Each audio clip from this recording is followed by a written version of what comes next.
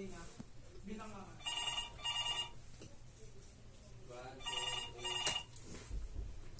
morning, room service department. I'm Abigail Furok. How may I help you? I would like to order for my breakfast. May I know your name and room number? I am Andrea Zabaliero, room number 205. Okay, Miss Andrea, may I ask for how many is your order? For one person only. Okay, ma'am. Can I take your order? Yes, please. I'd like to order bacon and fried egg and addition of bread and coffee. Okay, ma'am. Would you like some fruits in your breakfast?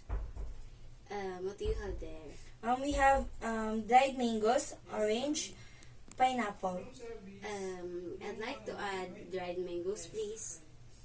Okay, ma'am. May I repeat your order? Okay, ma'am. Your order is 1 bacon and fried egg, coffee, and dried mangoes. Okay, ma'am. Yes, For what time would you want to deliver?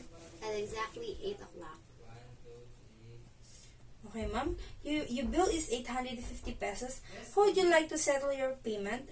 Room charge or cash? I pay it cash. Okay, ma'am.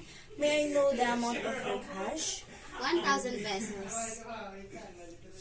Okay, ma'am. Thank you for calling Room Service Department. Your order will deliver at exactly 8 o'clock. Thank you. Thank you.